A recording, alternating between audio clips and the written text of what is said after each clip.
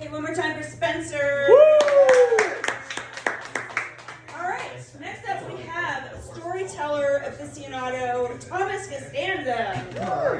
Is it Costanzo or A? Oh. Costanzo. Yeah. All right, Thomas. Very good. Well, hey there, everybody. I'm really excited to be here. I mean, last week I came here. I finally had somebody I brought with me, and I got here too late, and I didn't get a chance to get on. So now I'm here, but anyway, we're just got to keep moving forward. That's one thing I really like about doing this. I've been doing dancing. I'm starting to do the Latin dance, the salsa, the bachata, and I'm terrible at it. I mean, I was terrible. Now I'm just not bad. So I'm hoping that that's what's going to happen here with this, and it'll also help me get out of my comfort zone of just being a normal person and realize that I'm not a normal person. I was talking to my ex-wife, and I told her I just got back from the Texas Eclipse. I went there in Burnett, Texas last week. I went there with my naturopath and her husband, and we took a motor home there. It was freaking unbelievable. But she didn't want to drive at night. I was driving during the daytime. He didn't want me to drive at night. And then he gets in to drive the car, and we're going 60 miles an hour in Texas.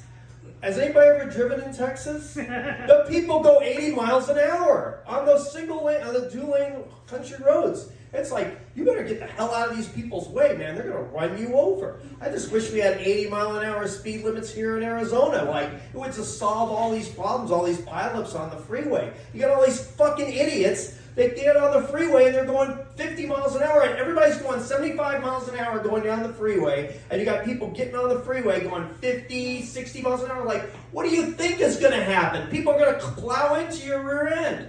Like, come on, hit the gas. Anyway, so I was really just enjoying, driving 80 miles an hour and not having to, worry about the cops, I mean, and then one other thing I'm really happy about is, isn't it nice that cannabis is legal now? Does anybody like this? I mean, I like it. I like smoking pot.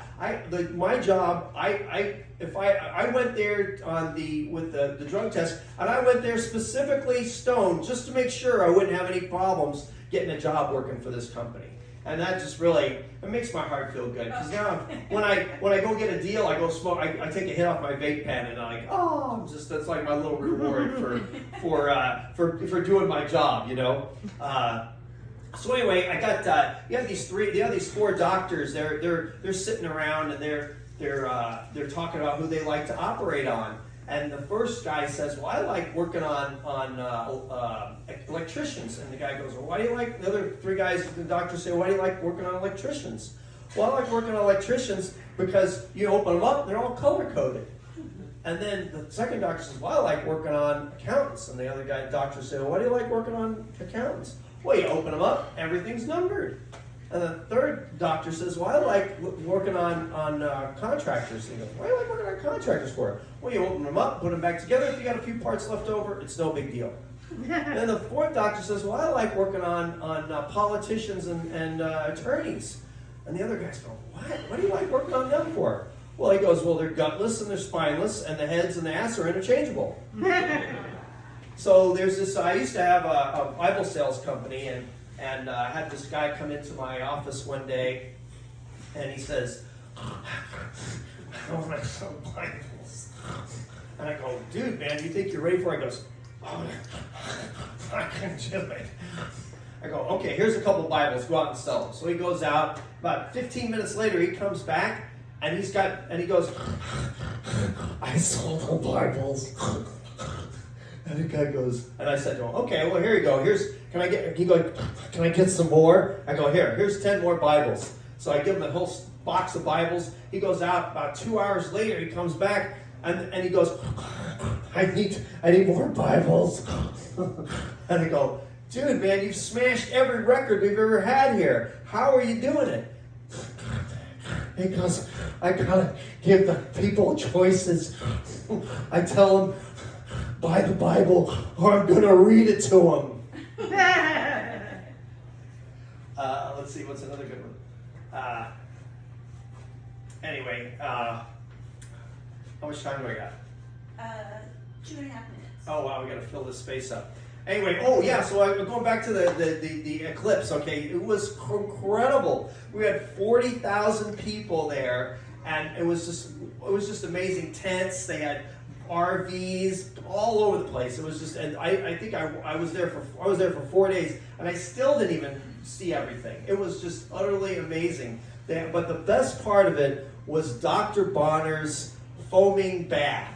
So they have this area that they kind of fence it all off, and you go in, they give you some rules, don't touch people that don't want to be, you haven't been invited to touch them. And everybody strips down naked, and then they run you into this trailer, and it's got plexiglass, and they squirt foam all over you with Dr. Bronners soap. And then they spray off, and then it's like a music party. They've got people dancing, they have a DJ playing, and everybody's dancing around naked. It was just fabulous. It was just so amazing. And I mean, the Eclipse was amazing, but the Dr. Bronners might have been the best part of the whole trip. Unfortunately, though, I lost my phone while I was out there, so I'm missing all my texts of people that I had texted with. So now I decided, well, let's screw this Android shit. Let's go with Apple. Maybe they have a better system, because man, the UX on Android is just, I find it just like, how do they, we're in this, we got all this AI, and this thing is just so terrible. So I'm like, okay, let's give Apple a shot. Hopefully that'll be a little bit better. Anyway, so I just want to say thank you all for being here. I'm very happy to be here, and I'm grateful for the experience. Thank you so much.